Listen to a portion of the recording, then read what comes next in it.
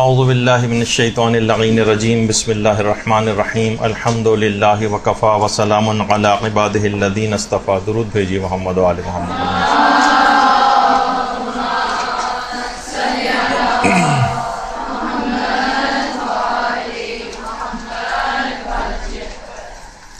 آج 2 یا 3 مسائل ایسے بیان ہوں گے کہ جو کہ بہت زیادہ معاشرے کے اندر سوال و جواب آج کل ان موضوعات پر ہو رہے ہیں. اس میں ایک یہی مسئلہ جو اب سے صرف کچھ دنوں بعد ہی آپ سب لوگ پوچھ رہے ہوتے ہیں کہ آخر جو 22 رجب کو جو کنڈے کیے جاتے ہیں ان کی شرعی حیثیت کیا ہے. بہت زیادہ لوگ آج کل انٹرنیٹ پہ بیٹھنے کی وجہ سے اتنی زیادہ افکار اور دلائل سے ان کا واسطہ پڑ رہا ہے کہ بعض اوقات ان کو سمجھ میں نہیں آتا کہ یہ مختلف قسم کے جو افراد باتیں کر رہے ہیں اس میں صحیح بات کیا ہے. ظاہر ہے کہ مختلف قسم کے جو افراد جو دلائل دیتے ہیں اس میں آپ کو صحیح بات انہی کی ماننا ہے کہ جو کہ ہمارے علماء اور مجتہدین کا جو نظریہ ہے وہ اس سلسلے میں کیا کہتے ہیں. تو دیکھیے سب سے پہلی بات یہ کہ ہر وہ مسئلہ کہ جو کہ قرآن اور حدیث سے ثابت ہو اسے حکم خدا کہا جاتا ہے. فقہ میں عبادات کے مقام پر اس کو قربتاً الی اللہ کہا جاتا ہے. یعنی جو مسئلہ قرآن سے اور صحیح حدیث سے ثابت ہو اسے پھر آپ قربتاً الی اللہ کی نیت سے کرتی ہیں. قربتاً الی اللہ کے معنی اللہ سے قریب ہونا نہیں ہے فقہ میں، بلکہ اس کے معنی ہے حکم خدا کی بجا آوری میں. اچھا، اب حکم خدا آپ کو کہاں سے ملے گا؟ یا تو قرآن سے ملے گا یا صحیح حدیث سے ملے گا. یہ بات سمجھ لیجئے کیونکہ اس سے بہت سارے مسئلے آپ لوگوں کے حل ہو جائیں گے. صرف کنڈو ہوئی کی حد تک بات نہیں ہے، اور بھی بہت سارے مسئلے اس سے حل ہو سکتے ہیں. یا تو قرآن سے ملے گا آپ کو یا آپ کو صحیح حدیث سے ملے گا. اچھا، اب کیسے پتہ چلے گا کہ کون سی حدیث صحیح ہے؟ انٹرنیٹ وغیرہ کے اوپر یا جو لوگ بیٹھتے ہیں تو بعض افراد صرف حدیث پیش کرتے ہیں جس حدیث کے شروع میں فقط امام کا نام لکھا ہوا ہوتا ہے. لوگ سمجھتے ہیں امام کا نام لکھا ہوا ہے بس یہ حدیث صحیح، بس اس کے اوپر عمل کرنا. امام کا نام کسی بھی حدیث کے شروع میں لکھا ہونے سے وہ حدیث صحیح نہیں ہو جاتی. یہ دیکھنا پڑتا ہے کہ واقعاً امام نے یہ بات کہی بھی ہے یا نہیں کہی. راوی کون سا ہے اس کا، کس کتاب کے اندر ہے، اس راوی وہ جو راوی ہے وہ ثقہ راوی ہے بھی یا نہیں، اس کے الفاظ حدیث کیا ہیں، اس سے ٹکرانے والی کوئی اور روایات موجود ہیں یا نہیں ہیں. اس حدیث کا قرآن سے تو کوئی ٹکراؤ نہیں پایا جاتا ہے. علماء نے اس سلسلے میں کیا دلائل جو ہے وہ پیش کیے ہیں، اس حدیث کے الفاظ کا صحیح مفہوم کیا ہے. یہ سب چیزیں کیا کوئی عام آدمی چیک کر سکتا ہے حدیث کی؟ ہرگز نہیں چیک کر سکتا. اور جو یہ چیک کرتا ہے، جو پروسیس اس کی چیکنگ کا کہلاتا ہے، اسے اجتہاد کہا جاتا ہے. یعنی کوئی مجتہد ہی ان احادیث کو سمجھ سکتا ہے کہ ان کا مفہوم کیا ہے، ان کی شرعی حیثیت کیا ہے. اچھا، آج کل ایک بڑا المیہ یہ ہو گیا ہے کہ لوگ دین میں واقعتاً جو پڑھے لکھے ہیں یعنی مجتہد افراد، ان کے اجتہاد کا انکار کر رہے ہیں اور جاہلوں کی تحقیق کے اوپر بھروسہ کرنے لگے. یعنی جو جاہل افراد اجتہاد کر رہے ہیں، بس کوئی بھی حدیث 3 4 5 حدیث کتابوں کے ریفرنس کے ساتھ دے دی، بس اس کو آتھینٹسٹی اس کی سمجھی جاتی، اور علماء اور جو مراجع ہیں ہمارے ان کے اجتہاد کو چھوڑ دیا جاتا ہے. تو بہرحال اب ایک اور مسئلہ جو ہوا جس کی وجہ سے بہت مصلحت شناس جو ہمارے علماء تھے انہوں نے اس بات کو پسند نہیں کیا تھا، خاص طور پر فقہی مسائل کی جو روایات کی حدیثوں کی جو کتابیں ہیں ان کے اردو تراجم کو کہا کہ بہتر تو یہی تھا کہ ان کے اردو ترجمے نہ کیے جاتے یہاں کے جاہل معاشرے کی وجہ سے. ورنہ تو کتنی بھی زبانوں کے اندر احادیث کے ترجمے ہو جائیں، لیکن جو فقہی مسائل کی کتابیں ہیں ان کی تراجم جو ہیں اردو زبان کے اندر یہاں پر پسندیدہ شمار نہیں کیے گئے، کیونکہ جاہل معاشرہ بغیر کسی تفصیل میں جائے وہ صرف حدیثوں کو لیتا ہے اور بس اس کے اوپر عمل جو ہے وہ شروع کر دیتا ہے. یا یہ اس کو سوچتا ہے کہ یہ بات مجتہد کا فتویٰ اس کے برخلاف بھی اگر نظر آتا ہے، جب یہ بہت سارے سازشی عناصر نے لوگوں کو مجتہدین سے برگشتہ کرنے کے لیے باقاعدہ انٹرنیٹ پہ پوسٹ لگانی شروع کر دیں. یہ دیکھیے کہ امام نے مثلا حرام قرار دیا ہے مور کو اور جو ہے شتر مرغ کو مثلاً، اور آغا سیستانی ہے ان کے نزدیک شتر مرغ اور مور جو ہے وہ بالکل حلال ہے. اس کا مطلب ہے کہ یہ لوگ امام معصوم کے خلاف جو ہے وہ فتاوے دیتے ہیں. اب اس کی اتنی دقیق بحثیں ہیں کہ یہ چیز جانور کیسے حلال کیے جاتے ہیں، کیسے حرام سمجھے جاتے ہیں، کسی ایک حدیث کو دیکھ کر تو فیصلہ نہیں ہوتا ہے. تو یہ مسئلہ اس کے اندر بہت زیادہ شد و مت کے ساتھ آیا کہ مجتہد کی ساری زندگی کی جو زحمتیں ہیں وہ اسی بات پر ہوتی کہ وہ حدیثوں کی پرکھ رکھتا ہے، کون سی حدیث صحیح ہے، کون سی حدیث غلط ہے، اس کے پیچھے دلائل کیا ہیں، امام کی نے جو حدیث کہی ہے اس کے الفاظ کیا ہیں. لیکن کون ہے ایسا جو ان کے دلائل کو جا کر سنے، نہ پڑھتا ہے نہ اس میں کوئی صلاحیت ہے. مجتہدین اگر دلائل کو نقل بھی کریں تب بھی صلاحیت نہیں کہ آپ ان کی دلیلوں کو سمجھ سکیں. مثلا خود آغا سیستانی سے اس متعلق پوچھا بھی گیا اور کہا کہ مور جب حدیث کے اندر حرام قرار دیا گیا ہے تو پھر آپ نے حلال کس بنا پر کہا؟ تو انہوں نے کہا کہ مجتہد ظاہر ہے کہ جو مفہوم ہے خلاصے جو فتوے کا ان کے کہ جو استدلال ہوتے ہیں یہ حکم شریعت جن سے نکالا جاتا ہے یا قرآن سے، سنت سے، اجماع سے کہ جس میں امام معصوم بھی شامل ہوتے ہیں اور عقل وغیرہ سے نکالے جاتے ہیں، اور یہ کام فقط ایک مجتہد ہی کر سکتا ہے. عام عوام جو ہے اس کے اندر یہ صلاحیت نہیں، حتیٰ کہ بعض صاحبان علم کے اندر یہ صلاحیت نہیں ہے کہ وہ استنباط کر سکیں ان تمام چیزوں سے. تو بہرحال مجتہد کا کام ہے، عام افراد کے بس کی بات نہیں ہے. لیکن عام طور پر ہم یہ دیکھتے ہیں کہ عام افراد ہی اس کے اندر جو ہے وہ زیادہ کود پڑے ہیں اور ان احادیث کو باقاعدہ مجتہدین کے فتاوے کے خلاف پیش کر کر کے، جبکہ معلوم بھی نہیں ان کو کہ مجتہد درس خارج کے اندر کیسے اپنے دلائل کو ثابت کرتا ہے، ان سے ٹکرانے والی کتنی احادیث وغیرہ کو پیش کرتا ہے. دیکھیں احادیث کے سلسلے میں ہمارے جو لوگ ہیں ان کے تین گروہ ہیں. تین گروہ. ایک تو عام مومنین کا گروہ، عام مومنین. اس میں کچھ تو مومنین سادہ ہیں، بہت سادہ، بس حدیث دیکھی اور اس کو پکڑ لیا، اور کچھ باقاعدہ سازشی عناصر اس کے اندر آ گئے. عام افراد کیا کرتے ہیں کہ ہر حدیث کو پکڑ لیتے ہیں جہاں پہ امام کا نام لکھا بغیر کسی تحقیق کے، مثلا کہہ دیا کہ دیکھیے جب حدیث کے اندر یہ آیا کہ امام نے فرما دیا کہ چھپکلی کو مار کر نہانا واجب ہے، تو اس کا مطلب ہے کہ جب امام نے کہہ دیا تو اب اس میں غسل کرنا چاہیے چھپکلی کو مارنے کے بعد. کتنے ایسے افراد ہیں جو حدیث کی کتاب پڑھی اور اس کے اوپر عمل کرنا شروع کر دیا. ایک تو یہ گروہ ہے کہ اب میں آپ کو وہ بتا رہا ہوں کہ حدیثوں کے سلسلے میں ہوتا کیا ہے. ایک تو عوامی گروہ ہے، دوسرا جو گروہ ہے وہ وہابی فکر کے افراد کا ایک گروہ پیدا ہو گیا. وہ کہتے ہیں کہ جو قرآن اور حدیث میں ہم کو نظر نہ آئے وہ بالکل ایسے ہی ہے جیسے حرام. یہ وہابی فکر کے افراد ہیں. وہ کہتے ہیں کہاں یہ لکھا ہوا ہے، کون سے امام نے یہ کیا ہے، جب نہیں کیا تو اس کا مطلب ہے کہ یہ چیز کرنی جائز نہیں، یہ بدعت ہے. اس طرح سے کر کے یہ دوسری فکر ہے اس کے اندر. تیسرا گروہ ہے جو کہ ہمارے علماء اور مجتہدین کا گروہ، ہمارے علماء اور مجتہدین کا گروہ، کہ جو چیز قرآن میں یا حدیث میں اس کا کوئی حکم نہ ہو اور وہ کسی شرعی حکم کی خلاف ورزی بھی اس کے اندر نہ ہو، ہمیں اس کو کرنے کی اجازت ہے. بس حکم خدا کی نیت نہیں ہوگی. ہم یہ نہیں کہہ سکتے کہ چیز حکم خدا ہے، ورنہ وہ چیز بدعت بن جائے گی. اور اس کو کہا جاتا ہے، ایک چیز ہے بدعت، یعنی جو حکم خدا اور حکم رسول سے ثابت نہ ہو اور ہم اسے حکم خدا اور رسول سمجھ کر عمل کریں، اس کو بدعت کہا جاتا ہے. اور اسی کا ایک دوسرا نام بھی ہے جس کو کہتے ہیں تشریع، یعنی شریعت بنانا. ظاہر شریعت کو بنانے کی تو کسی کو اجازت نہیں، حتیٰ کہ مجتہد کو شریعت بنانے کی اجازت نہیں.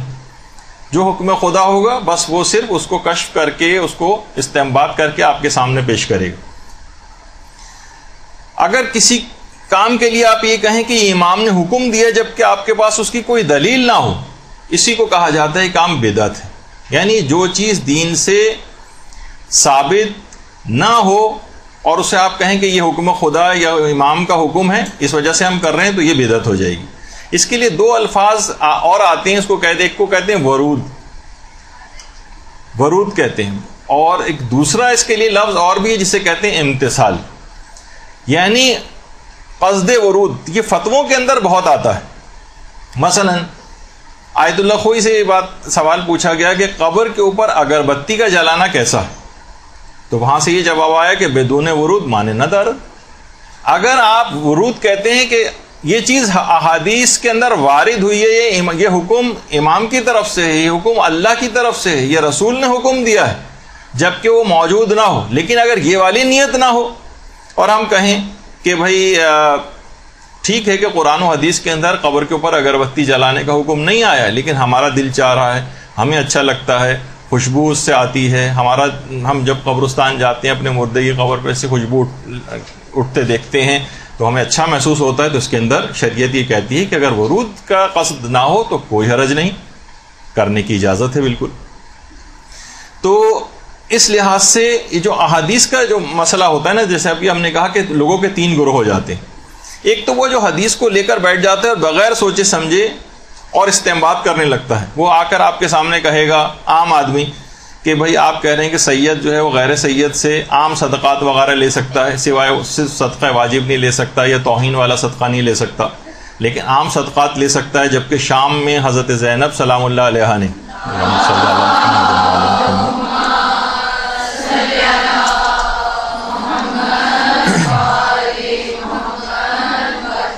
صدقے کے خرمے لینے سے انکار کر دیا تھا. تو وہ آپ کے سامنے یہ واقعات کھول کے پیش کر دے گا. ذرا آپ اور سامنے آتے جائیں تاکہ آپ کو اس پہ اسکرین پہ نظر آئے. اچھا، اسی طرح سے وہ آپ کے سامنے مثلا حدیث پیش کرے گا کہ آپ کہتے ہیں کہ بالوں کا پردہ جو ہے وہ زیادہ اہمیت رکھتا ہے بنسبت چہرے کے پردے کے. وہ آپ کے سامنے پیش کرے گا کہ سیدانیوں نے بالوں کے مقابلے میں چہرے کے پردے کو جو ہے وہ زیادہ اہمیت دی اور اپنے بالوں سے اپنے چہرے کو چھپایا. تو اس طرح سے وہ آپ کے سامنے حدیثیں پیش کریں گے. ان سب کے بہت جوابات ہیں علمی اور فقہی طور پر، لیکن بہرحال ابھی ہمارا جانے کا اس میں وقت نہیں ہے. تو وہ دیگر دلائل اس کے سامنے نہیں ہوتے، اور جو بھی چیز سامنے ہوتی ہے بس اس کے اوپر وہ فیصلہ کر لیتے ہیں. یہ عام لوگ ہیں. اچھا، دوسرا گروہ جو وہابی فکر افراد کا ہے، ان کے ساتھ کیا ہوتا ہے؟ یہ بہت سارے افراد ایسے ہیں کہ جو ان سے متاثر ہو جاتے ہیں کہ جو چیز بھی قرآن و حدیث میں نہ ملے اس کو حرام سمجھو، یا تاثر ایسا دیتے ہیں کہ جیسے یہ حرام ہے. اچھا، یہ گروہ بھی غلطی کے اوپر ہے، لیکن یہ گروہ پہلے گروہ کی زیادتیوں کی وجہ سے بھی پیدا ہوا ہے. بعض تو اس کے اندر یقینی طور پر سازش کے تحت داخل ہوئے ہیں، لیکن بعض سودا لو افراد جب وہ یہ دیکھتے ہیں کہ پہلا گروہ جو ہے وہ ہر چیز کو حکم خدا اور رسول و امام سمجھ کر عمل کرتا چلا جا رہا ہے، تو پھر وہ ایک اصول بناتے ہیں کہ جو بھی حکم خدا اور رسول سے ثابت نہ ہو وہ سب چیزیں حرام ہیں. یہ دونوں گروہ غلطی کے اوپر ہے. تیسرا گروہ ہے جو ہمارے علماء اور مجتہدین کا گروہ ہے اور صالح عقیدہ رکھنے والے مومنین کا گروہ ہے کہ جو چیز بھی رسول و امام کی حدیث سے ثابت نہ ہو، بس وہ شریعت سے اگر متصادم نہ ہو تو نہ صرف یہ کہ اس کو کر سکتے ہیں، بس صرف شرط یہ ہے کہ آپ یہ سمجھ کر نہ کریں کہ اس کو رسول اور امام نے اس کا حکم دیا. مثلا یہی جس کی تفصیل ابھی آگے چل کر آئے گی، 22 رجب کے کنڈے. اگر آپ یہ کہیں کہ امام نے حکم دیا ہے کہ 22 رجب کے دن تم لوگ کنڈوں کی مثلا نیاز کرو، تو آپ نے اگر واقعی آپ حکم خدا، حکم رسول یا حکم امام سمجھ کر اس کام کو کریں گے تو یہ بدعت ہو جائے گی. آپ پہلے گروہ کے اندر چلے گئے کہ جو کہ ہر چیز کو جو بھی سامنے اس کے نظر آتی ہے اسے حکم خدا اور رسول امام قرار دیتا ہے. اچھا، اگر آپ کہیں کہ نہیں، کیونکہ 22 رجب کے کنڈوں کا حکم قرآن و حدیث کے اندر نہیں ہے، اس وجہ سے یہ کرنا صحیح نہیں ہے، کرنا جائز نہیں ہے، یہ بدعت ہے، آپ دوسرے گروہ میں چلے گئے جو وہابی فکر کے افراد کا گروہ. اور اگر آپ کہیں کہ ٹھیک ہے کہ رسول و امام نے حکم نہیں دیا لیکن ہمارا دل چاہ رہا ہے، بہت سے نیک کام اس رسم کے ذریعے انجام پاتے ہیں جن کی آگے چل کر بھی تفصیل جو ہے وہ آنے والی ہے، تو ہم اس نیت سے اگر اس کام کو کریں کہ ٹھیک ہے خدا اور رسول نے حکم براہ راست نام لے کر کنڈوں کا اس طرح سے نہیں دیا کہ مخصوص معین تاریخ پر اس قسم کی نیاز کی جائے، لیکن اس کے اندر بہت ساری نیکیاں اور ثواب کے کام ہو جاتے ہیں، اس وجہ سے ہم نے ایک دن مقرر کر لیا اور اس دن ہم اس طرح سے نیاز دلواتے ہیں، مومنین کو بلاتے ہیں. تو اس کا آپ تیسرے گروہ میں چلے جائیں گے جو ہمارے علماء اور مجتہدین کا گروہ ہے، جو کہتے ہیں کہ اس کو کرنے میں کوئی حرج نہیں ہے، اور کیونکہ آپ نے امام سے اس کی نسبت بھی نہیں دی ہے. نہ آپ پہلے گروہ میں جائیے نہ آپ دوسرے گروہ میں جائیے، بلکہ علماء اور مجتہدین کا جو گروہ ہے اس کے اندر آپ قصد ورود نہ کریں، اور نیاز اس انداز سے کریں تو اس کے اندر کوئی حرج نہیں۔ اب مسئلہ سارا یہ ہے کہ عمل آپ کے سامنے باقی رہ گیا ہے، نیت دماغوں سے نکل گئی کہ اصل نیت کیا کرنا ہے، کون سی نیت کرنا ہے کنڈے کرتے وقت، فقط عمل ہمارے سامنے رہا۔ اچھا، جو شروع میں جس انداز سے ابتدان یہ نیتیں رائج ہوں گی کہ بھائی کیا، تو وقت گزرنے کے ساتھ ساتھ لوگوں کے دماغ سے اصل نیت چلی گئی، تو نتیجہ یہ ہوا کہ مخالفین کو یہ کہنے کا موقع مل گیا کہ دیکھیے کہاں، اچھا اس پہ ایک اصول بھی انہوں نے بنا لیا کہ جو چیز بھی ثابت نہیں ہے امام سے، رسول سے، آپ کہیں گے وہ سب چیز، تو بہت سارے وہابی حضرات نے جیسے کہنا شروع کر دیا کہ کب آپ کے کسی امام نے کہا ہے کہ مثلا جلوس کے اندر مثلا آپ ذوالجلالہ نکالیں، مثلا کسی امام نے کہا ہے کہ جو ہے وہ آپ علم جو ہے اس طرح سے بنا کر چلیں جلوسوں کے اندر، کسی بھی جگہ جب یہ نہیں کہا ہے تو پھر آپ جو بھی اس انداز سے چیزیں کر رہے ہیں سب کی سب بدعت ہیں اور یہ جائز نہیں، کیونکہ کسی بھی جگہ ان کو نہیں کہا گیا۔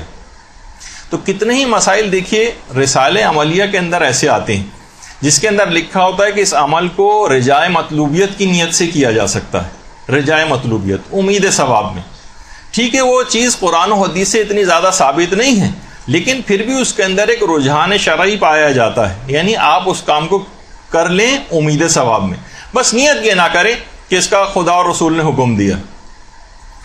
تو بہت سارے افراد ایسے ہیں جو آج کل کچھ پڑھے لکھے حضرات بھی ہیں اسکالر ٹائپ کے، وہ کسی بھی مسئلے کو اٹھاتے ہیں اور اپنی حتمی رائے دیتے ہوئے یہ کہہ دیتے ہیں کہ یہ چیز ثابت نہیں۔ دیکھیے فقہا نے بھی اس کو رجائے مطلوبیت کی نیت کہی ہے کہ رجائے مطلوبیت کی نیت سے کر سکتے ہیں، کہ اس کا مطلب ہے ثابت نہیں ہے، بیکار۔ تو رجائے مطلوبیت کو سمجھا جاتا ہے کوئی بیکار سی چیز ہے، کوئی فضول قسم کی چیز ہے معاذ اللہ، کہ ثابت نہیں ہے تو بس ایسے ہی ہے، اس کا کوئی حقیقت اور حیثیت نہیں، اس کے اندر ایک رجحان شرعی پایا جاتا ہے، یعنی اس کو کام کو کرنے میں امید ثواب ہے آپ کے پاس، نہ کہ اس کے ترک میں امید ثواب آپ رکھیں، اس کو کرنے میں امید ثواب رکھیں۔ اسی طریقے سے بھی جو کچھ عرصے پہلے ہی یہ جو رجائے مطلوبیت کے حوالے سے ابھی کچھ عرصے پہلے اعمال نوروز کے حوالے سے بھی بہت ساری ہمارا ایک درس بھی ہوا تھا، تو اس میں یہ چیز بھی بات بیان کی گئی تھی کہ اس کے بہت سارے اعمال ایسے ہیں نوروز کے کہ جو فقہا نے کہا ہے کہ رجا کی نیت سے اس کو کریں، بلکہ کچھ اعمال تو نوروز کے ایسے ہیں جس میں مدرسے نے ایک پوسٹ بھی باقاعدہ بنا کر لگائی تھی کہ اس کا جو روزہ ہے عید نوروز کے دن کا، یہ تاکیدی مستحب ہے علماء کے فتوے میں۔ البتہ جو دیگر علماء ہیں اور جو غسل وغیرہ کے سلسلے میں یا نمازوں کے سلسلے میں وہ رجائے مطلوبیت کی نیت سے نوروز کے دن کی جو نماز ہے یا غسل وغیرہ ہے رجائے مطلوبیت کی نیت سے کر سکتے ہیں۔ تو اس کے اوپر مثلا یہ کوئی یہ تاثر دے کہ نہیں کوئی فضول اور بیکار چیزیں ثابت ہی نہیں ہے اسلام کے اندر، اور اس کو جو کرتا ہے وہ تقریباً بدعت جیسا عمل جو انجام دے رہا ہے، تو یہ طریقہ کار صحیح نہیں۔ تو تقریباً اس طرح کا کوئی پورا لکھ دیا جائے، آرٹیکل بنا کر لکھ دیا جائے اور تاثر اس کے اندر یہ دیا جائے، اب ظاہر ہے کہ لوگوں کو یہ تاثر ملے گا کہ یہ چیزیں ناجائز ہیں، کیونکہ دیکھیں رجائے مطلوبیت سے علماء نے لکھی ہے، لہٰذا عمل ثابت نہیں، اور جو عمل ثابت نہیں اس کو اگر آپ کریں گے تو یہ صحیح نہیں ہے اس کو کرنا۔ اب چاہے رفع تہمت کے لیے عالمانہ طور پر ایک آدھ جملہ اس کے اندر ایسا لکھ دیں کہ نہیں مباح کی نیت سے کرنے کی اجازت ہے، تو لیکن اوور آل جو تاثر بنتا ہے وہ تو یہی ہے کہ کام جائز نہیں۔ تو بہرحال دیکھیے اس لحاظ سے کنڈے ایک اچھی رسم ہے، یہ ایک مباح رسم ہے، لیکن یہ اپنے اندر بہت زیادہ مستحبات رکھتی ہے۔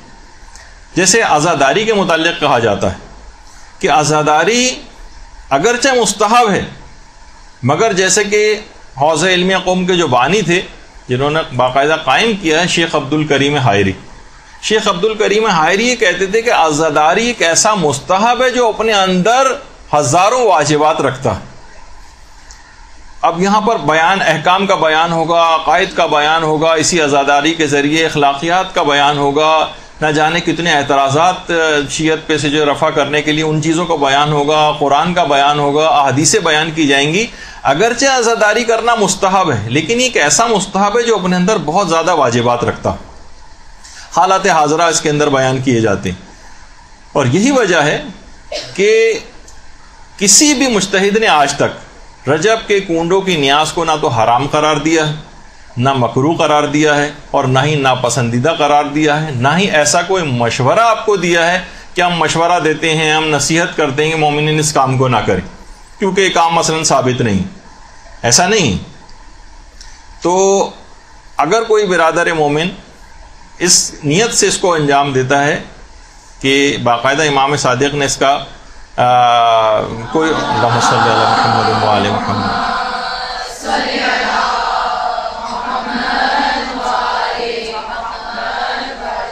کسی کی بھی نیت نہیں ہے, یہ نہیں ہوتی. کسی سے بھی آپ پوچھ لیں, باقاعدہ سروے کر کے پوچھ لیں کہ لوگوں سے جا کے پوچھیں کہ کیا آپ اس نیت سے کر رہے ہیں کہ باقاعدہ امام صادق نے حکم دیا ہے, تو لوگ کہیں گے نہیں, ہم ان کے نام پر کھلا رہے ہیں, لیکن حکم وغیرہ کا تو ہمیں پتہ نہیں کہ دیا یا نہیں دیا, لیکن ہم امام کے نام پر لوگوں کو یہ چیزیں کھلاتے ہیں.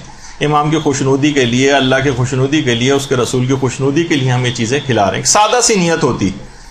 تو نہ جانے اس کے اندر کتنے ہی ایسے مستحبات ہیں. اس رسم میں کونے کے اندر بہت زیادہ مستحبات بھرے ہوئے ہیں, اور اگر الگ الگ بھی اگر آپ ان کو دیکھیں, ہر اتنے سارے ابھی جو مستحبات آپ کے سامنے میں لسٹ کے طور پر بھی پیش کروں گا جو اس رسم کے اندر پائے جاتے ہیں, یہ سب الگ الگ جب مستحب ہیں تو ان سب کا مجموعہ یہ کوئی بدعت یا ناپسندیدہ چیز کیسے ہو جائے گا جب اس کا جز جو ہے, جب اس کے اجزاء جو ہیں وہ مستحب ہیں, تو اس کا جو کل ہے ان اجزاء سے جو بنا ہوا ہے وہ خود جو ہے وہ غلط کیسے ہو جائے گا. تو بہرحال دیکھیے اس کے اندر سب سے پہلی تو چیز ہے کہ مومنین کا آپس میں ملنا. مومنین ایک دوسرے سے باقاعدہ ملاقات کے لیے جاتے ہیں.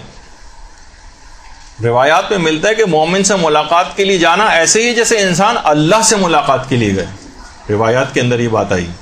اور ہر قدم جو وہ اٹھاتا ہے اس کے ہر قدم اٹھانے پر گناہ معاف ہوتے ہیں جب وہ اپنے مومن بھائی سے ملاقات کے لیے جا رہا ہوتا ہے, اور اس کے اوپر جنت خدا واجب کر دیتا ہے. روایات بھی اتنے طویل روایتیں پڑھنے کا موقع نہیں, میں صرف اس کا سبسٹنس آپ کے سامنے پیش کر رہا ہوں, ورنہ آپ خود جا کر ثواب الاعمال جو ہے شیخ صدوق کی اور دیگر کتابوں کو دیکھ سکتی ہیں.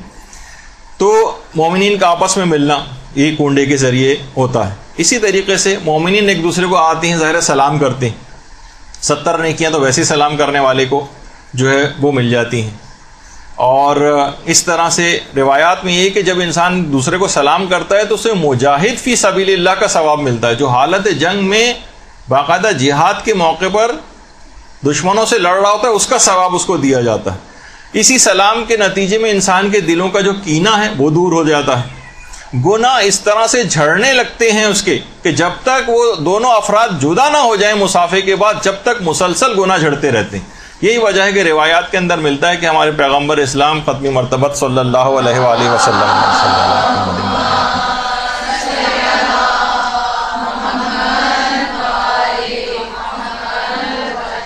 پیغمبر اسلام اس وقت تک مصافحے کے بعد اپنا ہاتھ اس وقت تک نہیں ہٹاتے تھے جب تک کہ دوسرا شخص اپنے ہاتھ کو نہیں کھینچ لیتا تھا. یعنی جس وقت تک وہ مصافحہ کرتے رہتے ہیں مسلسل ان کے گناہ جو ہے وہ جھڑتے رہتے ہیں. ہماری تعلیم کے لیے پیغمبر اس طرح سے کیا کرتے تھے. تو مصافحے کے اعتبار سے بھی یہی بات ہے کہ مومنین آپس میں ایک تو سلام کرتے ہیں, اس کے بعد مصافحہ کرتے ہیں. مصافحے کے اندر بھی آپ نے دیکھا کہ دلوں سے کینہ دور ہو رہا ہے, اور جو ہے وہ اتنا زیادہ جو ہے ثواب اس کے جو ہے وہ دیے جا رہے ہیں.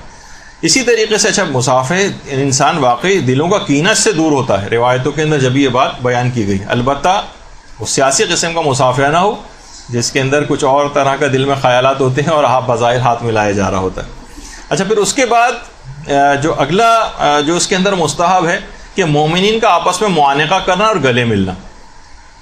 دیکھیے اچھا جب وہ جاتے ہیں تو معانقہ ہوتا ہے, اور بہت سے عالم حضرات کہتے ہیں کہ جب کنڈے کھا کے واپس آ رہے ہوتے ہیں تو پھر مباتنا ہوتا ہے, پیٹ اتنا پھول چکا ہوتا ہے کھانا کھانے کے بعد, پھر گلے ملنے کے بجائے پیٹ آپس میں ملتے ہیں ان کے.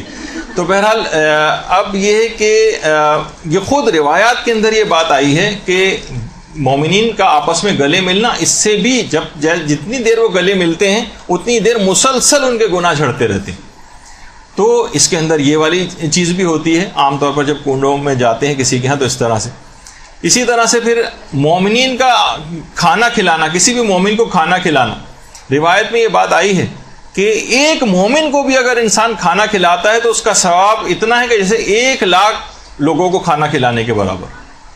تو کتنے لوگ کنڈوں کی اس رسم کے اندر آتے ہیں کھانا کھا کر جاتے ہیں, اور ایک روایت میں یہ بھی ہے کسی مومن کو کھانا کھلانے کا ثواب ایسے ہی ہے جیسے تمام انبیاء، پیغمبر اور تمام صدیقین کو اس نے کھانا کھلایا. تو دیکھیے کتنا زیادہ اس کے اندر ثواب ہے. اسی طرح سے پھر مومن کو شیرینی کھلانا. اب معلوم ہے کہ لنچ ٹائم پہ ایسی تصویریں آپ لوگوں کو نہیں دکھانی چاہیے، لیکن بہرحال یہ کہ کنڈے کی بات ہو رہی ہے تو اس میں کیسے ممکن ہے کہ یہ سب تصویریں جو ہیں وہ نہ دکھائی جائیں آپ کو. تو شیرینی کھلانے کا اتنا ثواب ہے کہ روایات میں ہے کہ جو شخص کسی مومن کو شیرینی یا میٹھی چیز کو ہی کھلاتا ہے تو سکرات موت سے اس کو نجات مل جاتی. سکرات موت کے وقت کی جو سختیاں ہیں وہ اس کے اوپر سے بالکل نہیں ہوں گی، جو جس وقت حالت احتضار ہوتی. کتنا زیادہ کروشل اور کتنا زیادہ سخت ترین مرحلہ ہے سکرات موت کا، کہ عرفاء کے دل ٹکڑے ٹکڑے ہو جاتے ہیں. اس موقع پر ہی فیصلہ ہو جاتا ہے اکثر چیزوں کا. جس وقت سکرات موت کی کیفیات طاری ہوتی ہیں تو اس موقع پر جتنی بھی سختیاں ہوں گی وہ مومن کو شیرینی کھلانے سے خوشنودی خدا کی خاطر اگر یہ والی نیت ہو تو انسان جو ہے اس عظیم ثواب اور فائدے کو جو ہے وہ حاصل کر لے گا. اچھا، اسی طرح سے مثلا مومن کو پانی پلانے کا بہت زیادہ ثواب. اس میں پانی بھی آ کر پیا جاتا ہے.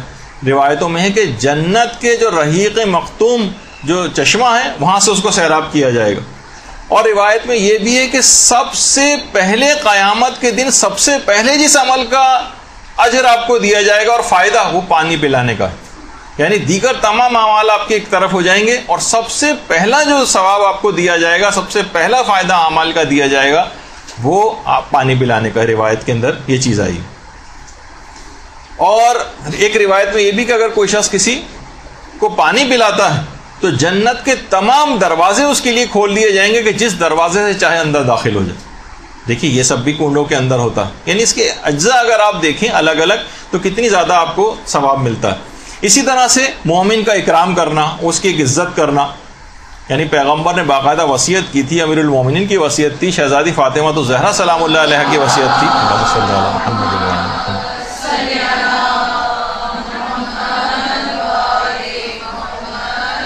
کہ باقاعدہ مہمان کا اکرام کرنے کے لیے الگ سے وصیتیں کی.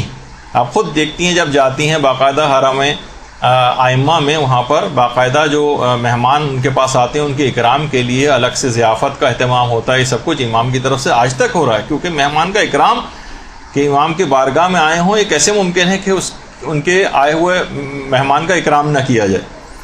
تو مہمان کا اکرام، ملائکہ مسلسل اس کے گھر پر رحمتوں کی بارش کرتے رہتے ہیں جب تک کہ وہ مہمان وہاں سے چلے نہیں جاتے.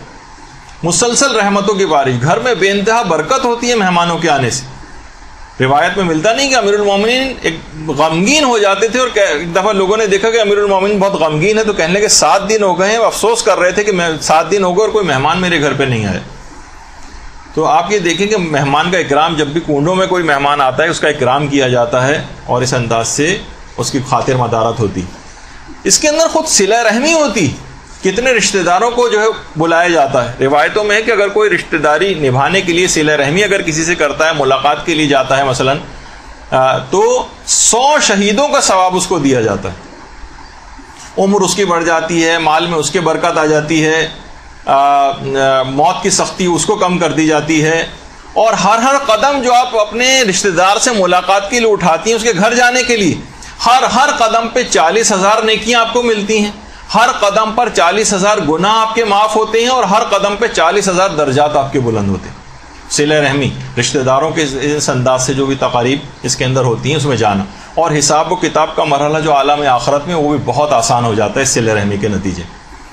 اچھا، اسی طرح سے اس میں ایک اور بھی چیز ہوتی ہے کہ بہرحال صلہ رحمی کا ایک تو یہ فائدہ ہے، دوسرا یہ کہ دلوں کے کینے اور کدورتیں دور ہوتی ہیں. کتنے ایسے رشتہ دار ہیں کہ جو بظاہر آپس میں ان کے تعلقات کشیدہ ہو رہے ہوتے ہیں، لیکن جب کبھی ایسا موقع ہوتا ہے تو ایسے رشتہ داروں کو عام طور پہ بلا لیا جاتا ہے فون کر کے. وہ آ جاتے ہیں اور آپس کی رنجشیں دور ہو جاتی ہیں، وہ آ جاتے ہیں اور آپس کے دلوں کے کینے دور ہو جاتے ہیں، اور اس طرح سے میل جول پھر شروع ہو جاتا ہے. یہ چیزیں ساری پروڈکٹیو ہیں، ان سے فائدہ اٹھانا چاہیے. ان آپ کے پاس اگر ایسی رسمیں موجود ہیں، بیرونی دنیا، مغربی دنیا، یہ لوگ ترستے ہیں تمام اس لحاظ سے چیزوں کو کہ اتنی برکتیں جو اس کے اندر یہاں پر ہوتی ہیں، ان رسومات کے اندر کتنے زیادہ اس میں فائدے ہیں آپ کے، کتنے زیادہ ثواب آپ کو اس کے اندر ملتا ہے جو بزرگوں نے اس انداز سے سیٹ کر دی.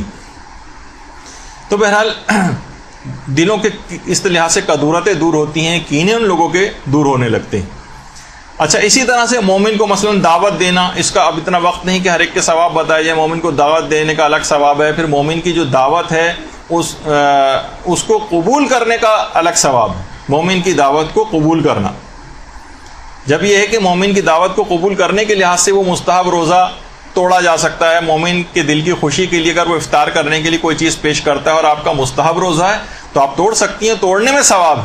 البتہ ہمارے استاد محترم کہا کرتے تھے کہ لوگ اکثر مساجد میں یا ادھر ادھر پانی کی چیزیں لے کے یا ٹافیاں لے کے یا کچھ ایسی چیزیں لے کے لوگوں کے روزے توڑوا رہے ہوتے ہیں، سوچتے ہیں اس کے اندر ثواب ہے۔ وہ فرماتے تھے کہ روزہ توڑوانے میں ثواب نہیں ہے، روزہ مومن کی دعوت پر افطار کرنے والے کو ثواب ہے۔ آپ کو چیز پیش کرنے کا ثواب نہیں کہ یہ لیجیے میں دے رہا ہوں آپ روزہ توڑ لیجیے تو آپ کو بھی ثواب ملے گا، نہیں، آپ کو ثواب نہیں۔ میں نے کسی جگہ لکھا ہوا کسی فتوے میں تو نہیں دیکھا، لیکن ہمارے استاد محترم کہتے تھے کہ دونوں میں فرق ہے۔ روزہ کھولنا، افطار کرنا کسی مومن کی دعوت پہ اس کا ثواب ہے، لیکن روزہ توڑوانے کا کوئی ثواب نہیں۔ ویسے ہی آپ چاہیں، دل چاہ رہا ہے آپ کا کہ مثلا گھر کا کوئی فرد ہے ڈیوٹی کے اوپر جا رہا ہے، مستحب روزہ رکھا ہوا پورے دن، پیاسا رہے گا، پریشان رہے گا، تو چلیں بہرحال اس کو تو ثواب پورا مل ہی جائے گا، اس لحاظ سے اس کو کھلوا دیا آپ نے، یہ کر سکتے ہیں۔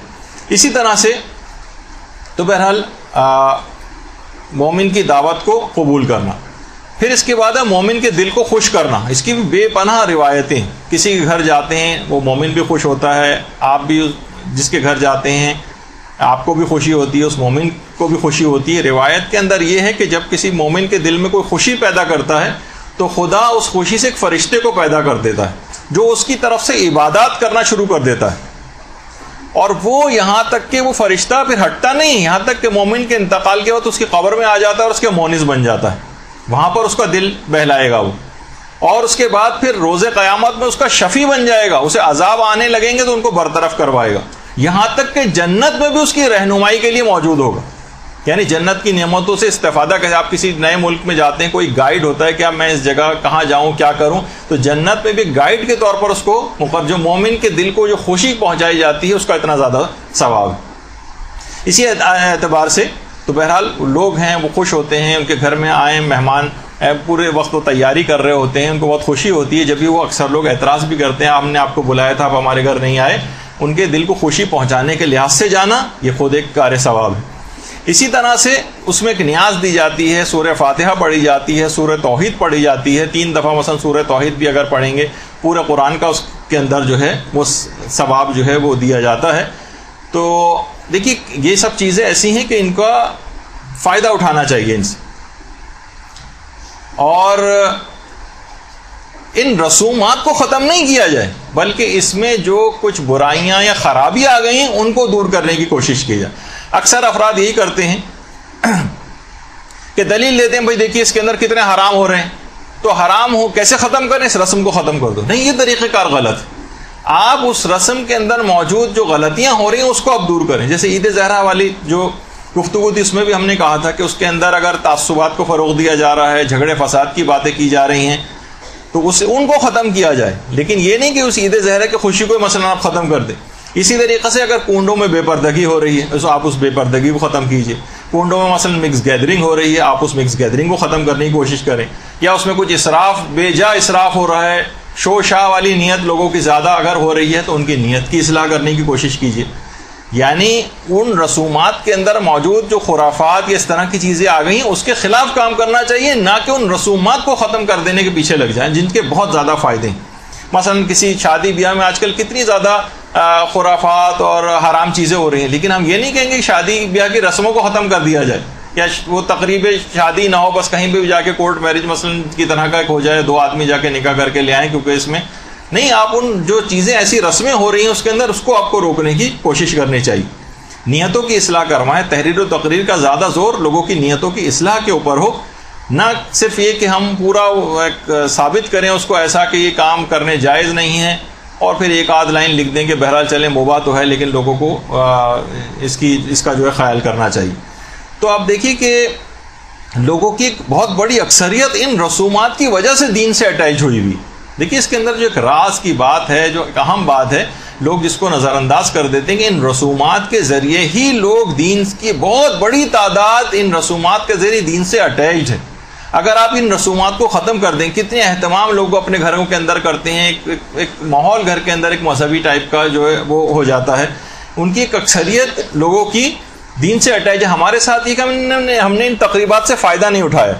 اب آپ دیکھیے کہ مثلا اگر وہاں پر ایران کے اندر کوئی اس طرح کی کوئی تقریب منعقد ہوتی ہے تو وہاں پر بہت سی جگہوں کے اوپر لوگوں نے یہ رائج کیا ہوا کہ مثلا کوئی زیارت، جو بھی وہاں لوگ آئیں گے سب زیارت پڑھیں گے. مثلا کوئی بھی چیز مثلا ان کو دے دی جائے، کوئی دعا سب لوگ وہاں پر اجتماعی طور پر مل کے پڑھیں. اس تقریب یا ہمارے یہاں اب تک یہ نہیں ہے، لوگ آتے ہیں، بیٹھتے ہیں، کھانا کھاتے ہیں اور چلے جاتے ہیں. اس میں اگر کوئی چیز ایسی رائج کر دی جائے آپس میں کہ ایسی کوئی چیز سب مل کر دعا پڑھیں گے، کچھ تھوڑا بہت قرآن، کوئی ایک سورہ کہ کم سے کم، یا جو بھی ہو کم سے کم کوئی ایک آدمی نعرہ لگا دے کہ مرحومین کے لیے مثلا 1 دفعہ سورہ فاتحہ، 3 دفعہ سورہ اخلاص، یا مثلا کوئی اور اس طرح کی چیز، کوئی ایسی دعا، کوئی چیز ایسی ان چیزوں کے اندر رائج کر دی جائے. اس تقریب جو منعقد وہاں پر ہو رہی ہے اس سے کچھ فائدہ اٹھا لیا جائے.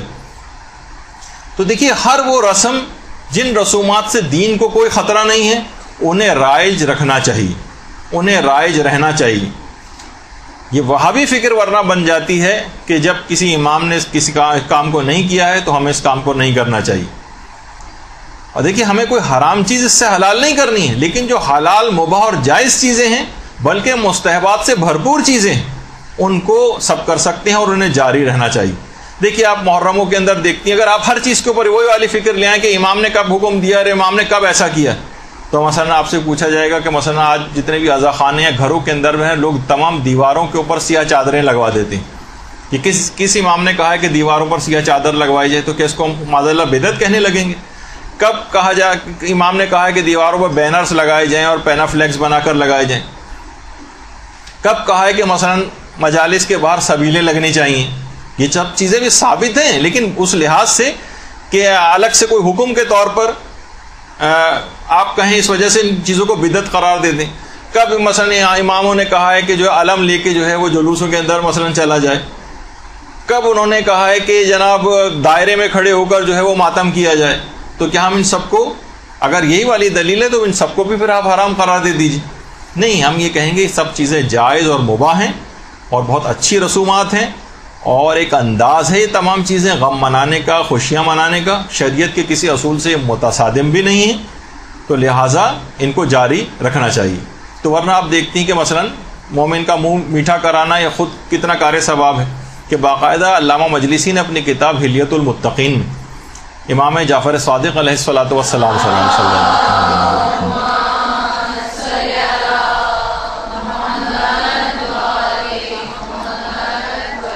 باقاعدہ روایت ان سے نقل کی ہے کہ امام اکثر ایسی دعوتیں کیا کرتے تھے، اس میں عمدہ روٹیاں ہوتی تھیں، نفیس فیرینی کھلایا کرتے تھے اور لذیذ حلوہ کھلایا کرتے تھے لوگوں کو. اور امام فرماتے تھے خدا جب ہمیں فراخی عطا کرتا ہے تو ہم بھی فراخ دلی سے لوگوں کو کھلاتے ہیں، اور جب کم میسر ہوتا ہے تو اس میں ہم بھی کفایت کرتے ہیں، بس جتنا ہوتا ہے اتنا کھلا دیتے ہیں. تو اسی طرح سے یہ جو کہا جاتا ہے نا کہ دسترخوان امام حسن علیہ الصلوۃ والسلام، اللہم صلی علی محمد،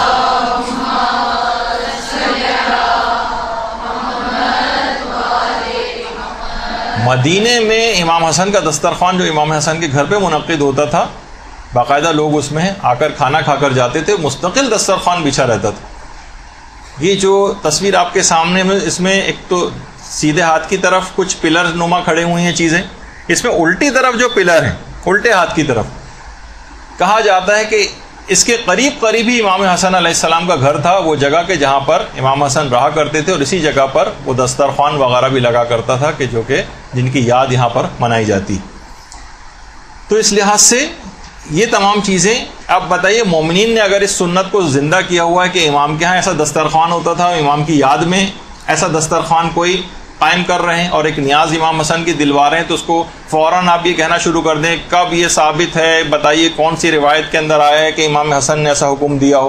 امام کے اپنا تو طریقہ کار تھا نا کہ امام اس طرح سے کھلواتے تھے، ان کے نام پر ان کی سنت کو زندہ کرنے کے لیے لوگ اس کام کو کرتے ہیں. تو ایک لحاظ سے اگر کوئی چیز مباح بھی ہو تو اچھی نیت سے اس کو مستحب بھی بنا سکتے ہیں. باقاعدہ آیت اللہ سیستانی سے ایک استفتاء بھی کیا گیا تھا، تو آغا سیستانی نے اس میں فرمایا تھا کہ عمل کا ثواب انسان کی نیت اور قابلیت پر منحصر ہوتا ہے، ممکن ہے کہ ایک عمل مباح بھی ثواب کا باعث بن جائے.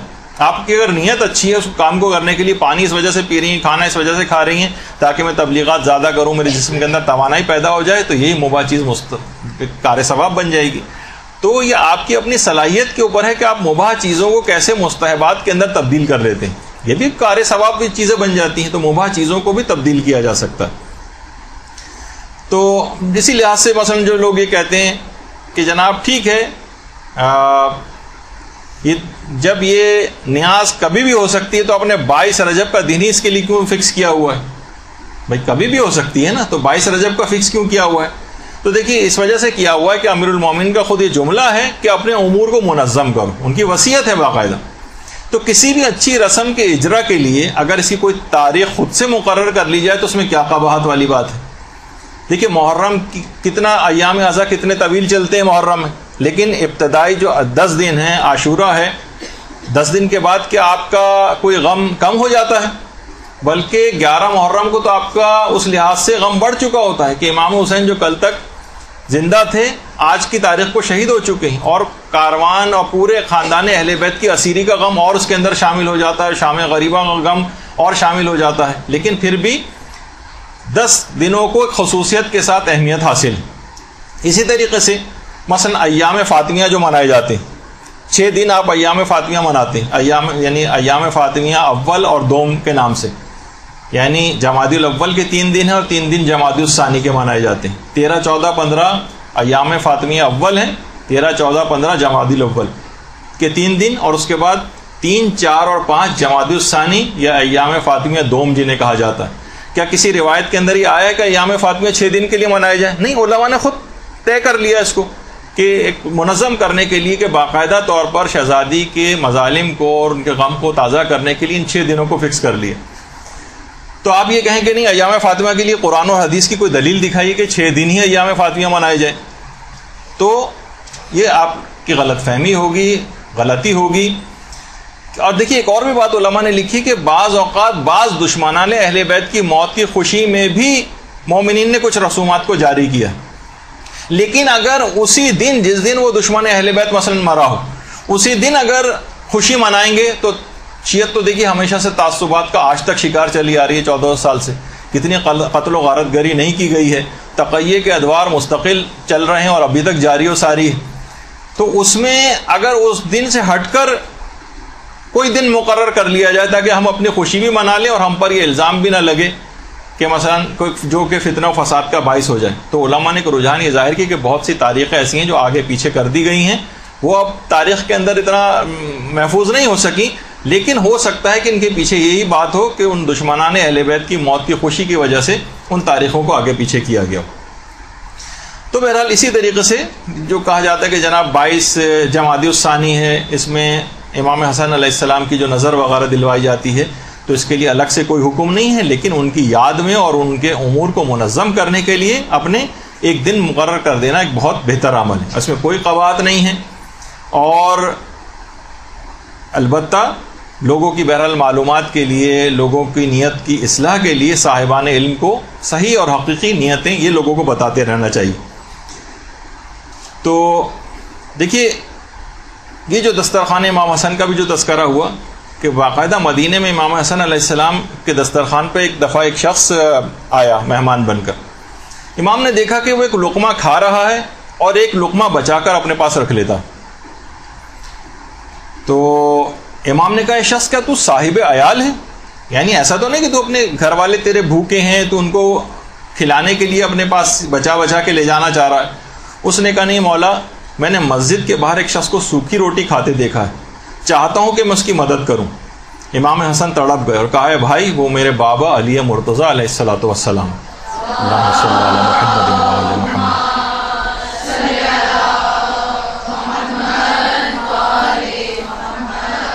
ان کی زندگی کا یہی معمول ہے. ہم اہل بیت جو دنیا کو کھلاتے ہیں وہ کچھ اور ہوتا ہے، اور جس پر ہم خود زندگی گزارتے ہیں وہ کچھ اور ہوتا ہے. ہمارے لیے نعمتوں کا دسترخوان پروردگار عالم نے آخرت میں بچھایا. تو بہرحال یہ ایک خاص نیت کے لحاظ سے اس رسم کے حوالے سے کچھ باتیں عرض کرنا تھی. البتہ جو لوگ اس میں کچھ سوالات پوچھتے ہیں، چند ایک دو چار باتیں، وہ کوئی فقہی مسئلے تو ظاہر ہے نہیں ہے، لیکن لوگ پھر بھی اس لحاظ سے پوچھتے ہیں اس کو کہ مثلاً کیا بہت سی جگہوں کے اوپر ہے کہ نیاز فقط جو ہے وہ مرد کھا سکتے ہیں، حضرت زہرا کی نیاز جس پہ دلائی جائے وہ مثلاً فقط عورتیں کھا سکتی ہیں. ایسا شریعت کے اندر کوئی مسئلہ نہیں ہے، کسی کے لیے بھی کوئی نظر اور نیاز دلوائی جائے وہ سب کھا سکتے ہیں، یہ کوئی فقہی مسئلہ نہیں. پھر ایک سوال پوچھا جاتا ہے کہ ایام یہ عورتوں کے جو مخصوص ایام ہوتے ہیں اس میں عورتیں کیا اس قسم کی نظر بنا سکتی ہیں، پکا سکتی ہیں؟ تو جواب ہے کہ جی ہاں پکا سکتی ہیں. کیا وہ ایسی نظر کھا سکتی ہیں ان مخصوص ایام میں؟ جی ہاں کھا بھی سکتی ہیں. کیا کسی غیر شیعہ کو یہ نظر کھلائی جا سکتی ہے، غیر مومن کو؟ تو جواب ہے کہ جی ہاں کھلائی جا سکتی ہے. ایک جگہ سے اٹھا کر اس کنڈے کو کسی دوسری جگہ لے جایا جا سکتا ہے؟ جی ہاں لے جایا جا سکتا ہے. پلیٹوں میں اگر کچھ تھوڑا بہت سالن یا اس طرح کی نیاز والی چیزیں بچ جائیں جو کہ پھینکنے کے عام طور پر قابل ہوتی ہیں کہ اس کو رکھا نہیں جاتا، کہ ان کو پھینک سکتے ہیں؟ جی ہاں پھینک سکتے ہیں. تو بہت ساری چیزیں ایسی کہ جس میں ایسا کوئی فقہی مسئلہ نہیں ہے، لیکن ہم نے اس کو اس انداز سے سمجھ لیا ہے کہ گویا جیسے کہ کوئی فقہی مسئلہ ہو.